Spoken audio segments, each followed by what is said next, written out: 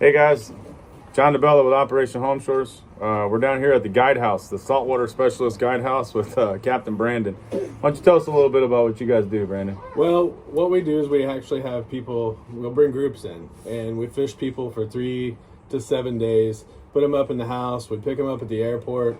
They go to dinner with us, they're with us 24 hours a day, we fish nights, days, whatever the best time is to fish is what we do. So awesome. It's kind of all over the place. It's just an adventure for sure. Well, these guys got a pretty cool tiki bar here set up in the backyard where they do some of their hosting, and they've been gracious enough to have us out here tying some flies.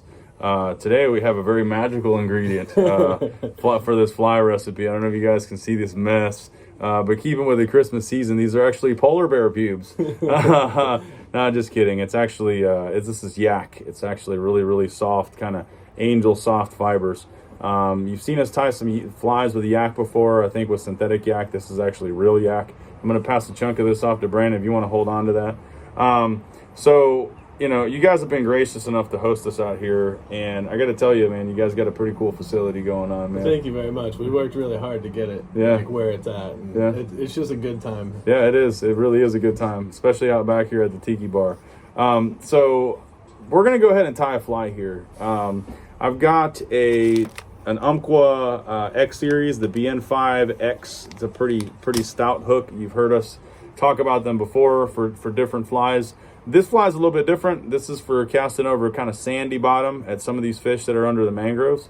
So let me go ahead and get I'm going to get a bob in here, and then I'm just going to go ahead and lay down some under wraps here on this shank of this hook. Before you get started, do you care to answer a few questions that I've had? Yeah, sure, man. Absolutely. So, I've known you for 3 years? Yeah, 3-4 years. Yeah, and we've talked about it. We've done events. What actually got you started in this? Well, so as a lot of you know, and a lot of folks out there know, I'm a veteran of the U.S. Navy. I was an air crewman. I got to fly around and do some pretty spiffy things. And man, when I came home in 2011, and I was bored, man. I came home and met an awesome girl who's now my wife. And I was facing some struggles, and fishing was my thing. I got home, I parked the truck the first day I came home, and I was either on a pier or on a kayak or doing something, fishing. And I was kind of on a semi-retirement, and I feel like, whatever. It's all about me now. I don't have to follow orders. So I started seeing, I live close to the Bay Pines, VA, and there's a war veteran memorial park there right next door. And so I would go out there fishing or looking for bait. And this is before I was heavy into fly fishing. And I started seeing some of the guys that were out on Liberty, the guys that were there hospitalized for whatever reason.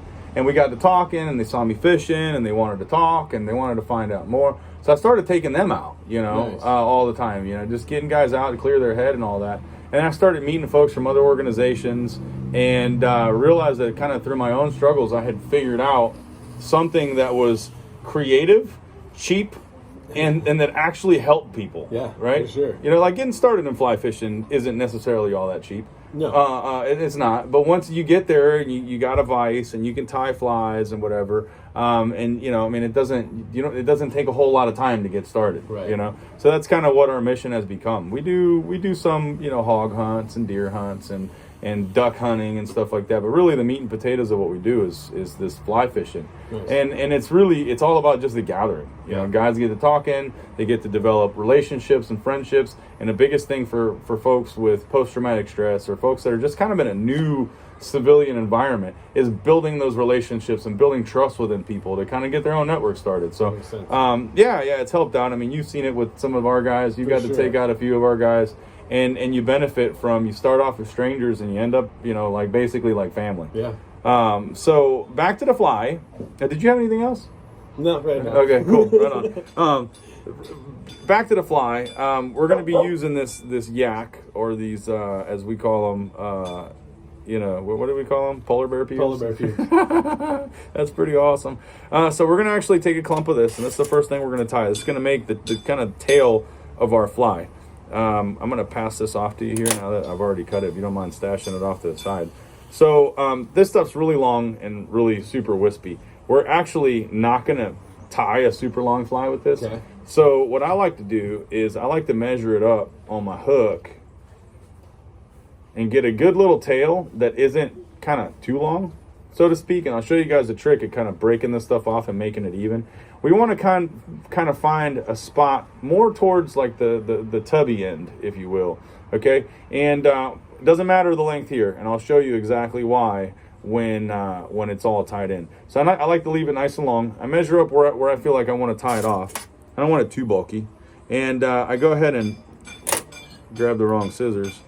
I trim it nice and flush here so that I can tie it in. Here you go, sir. Thank you. And then I go ahead and lay this material in right at about the center point between the back of the eye of the hook and where the straight part of the shank starts to bend. Okay?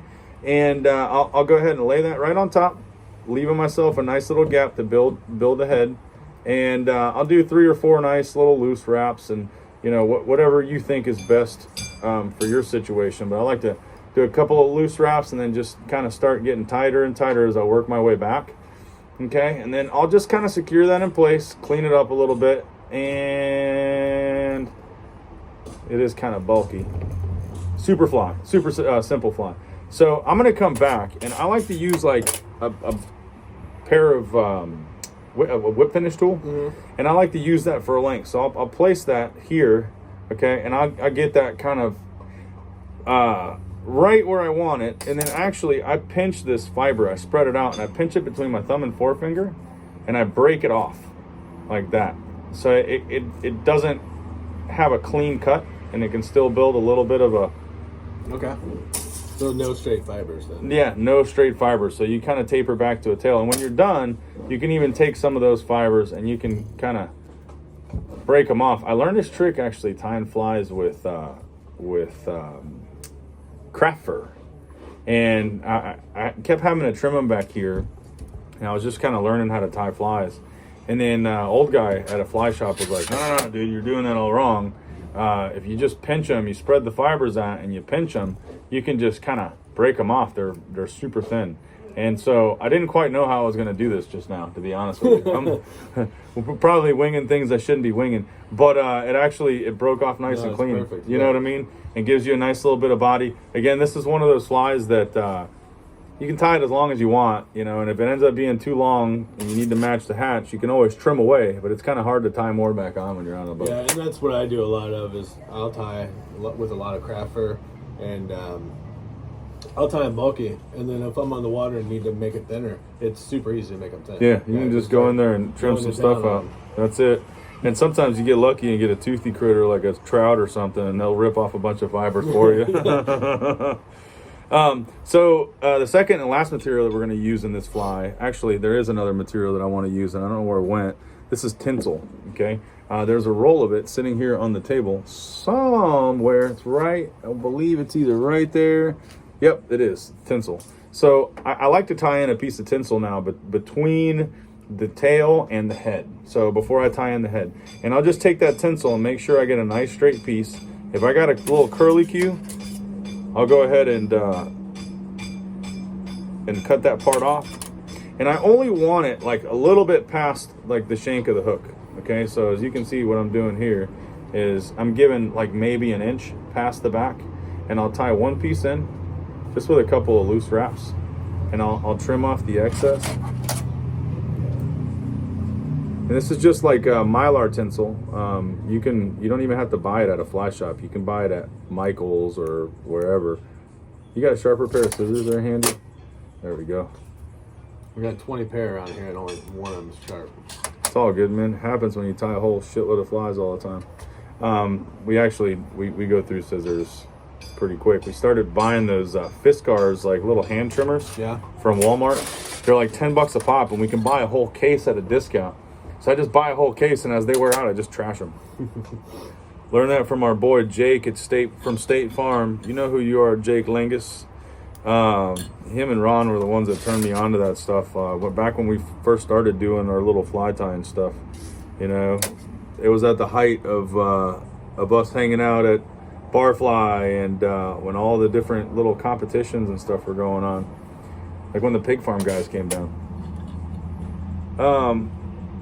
So we've got that stuff tied in. I'm going to go ahead and wrap that up. That's going to give us just a little bit of flash near the head. And I actually don't even put eyes on this fly. This is one of those flies I just kind of throw on sandy bottom and get it past some of those sluggish fish. The next thing and last thing that we're going to use is Senyo's chromatic brush from Puglisi or EP. I took one brush and I cut it in half. I doubt we're going to use a quarter of a brush. It really depends on you. If you like a little more bulk, some people like their fly to push a little more water, and you know which flies to tie for where. So I'm going to lay this flat on the top where the fibers naturally curl in one direction. You want them to curl away from the eye of the hook. And I'm going to tie this in as cleanly as possible over the top of what I've got left there. And I'm using black thread. All this white's going to cover it up. I prefer to use like a chartreuse, which is what Branden's using, or sometimes even a red thread. That red and white. Yeah, absolutely. So I'll go ahead and pull this brush up, and I'll tuck those fibers back, palmer them back. And then I don't do a super tight wrap on this brush moving towards the head. I like to leave it a little bit sparse. So I do kind of like a candy cane wrap. So I just kind of skip about a 1/16 of an inch in between the wraps and just kind of lean that brush forward. And I'll do that probably 6 times, maybe 7 times, wrapping up towards the eye of the hook. I'm also not a guy that likes to tie the brush right up onto the eye. I like to leave a little room there to kind of get some wraps in. So I'm already up to the eye. I've done my 6 wraps, maybe 5, I don't know. I'm going to go ahead and secure that in place.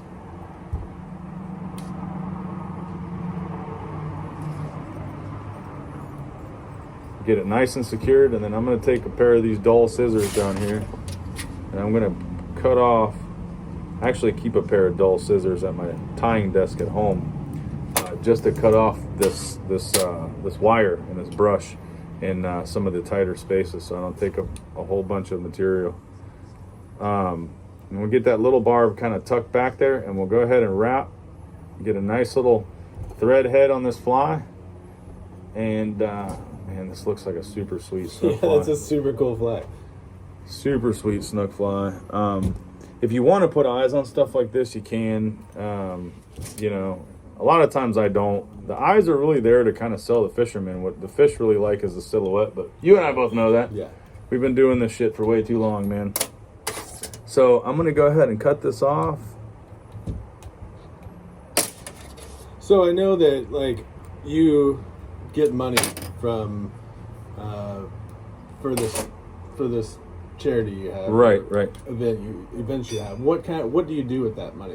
Like, So where does it go? So our organization is actually 100% volunteer based. Okay. Nobody in our group takes a dime for what we do, so it's all volunteer time. That money that we raise, we've currently been doing better too. Thanks to Skinny Water Culture, other groups like RCI Optics, Allen Fly Fishing. I mean, you guys, donating charters to raffles. The guys at the Maury Art Studio in St. Pete donating glass sculptures, and everybody who donates to the Skinny Water Culture Christmas party. All that money goes 100% towards buying this stuff. We buy our fly tying vices.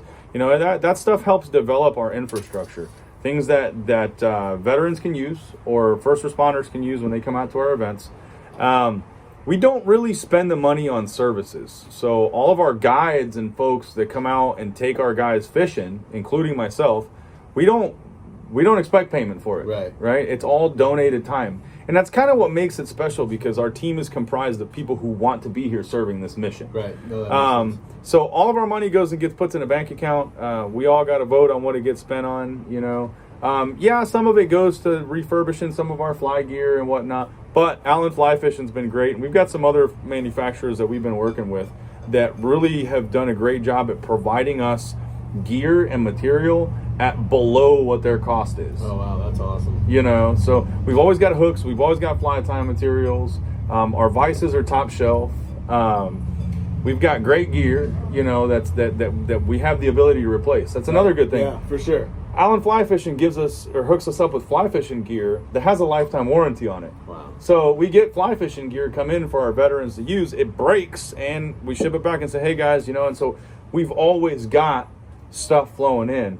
The money also goes to cover when we do our hunts. Okay, we go out to these properties out in wherever, all over Florida, and we use those funds to purchase food and essentials to basically host people for a weekend. Right. Aside from that, there's not really a whole lot we need to spend money on because we've got such a great team of volunteers. That's awesome. So our infrastructure is covered. Our budget is low. We have low overhead.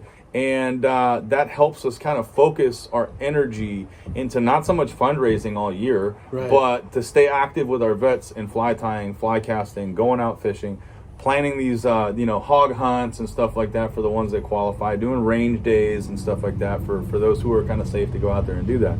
And it's super stress free. Awesome. It doesn't seem like we're doing work, so it makes it good to volunteer. That's awesome. Thanks, John. Yeah, it's all good, man. I really appreciate you having us out here. I enjoy tying these flies, especially into this environment. You guys got a pretty cool thing. It's a very Florida feel. And if any of you guys out there watching these videos, look up the Saltwater Specialists or get in touch with us. We'll put you in touch with them. You want a trip of a lifetime to come down here and experience what true fly fishing in the state of Florida is. Branden and Court, they're your guys, man. Well, thanks, John. It's all good, man. I appreciate it, dude. Well, until next time, Home Shore's out.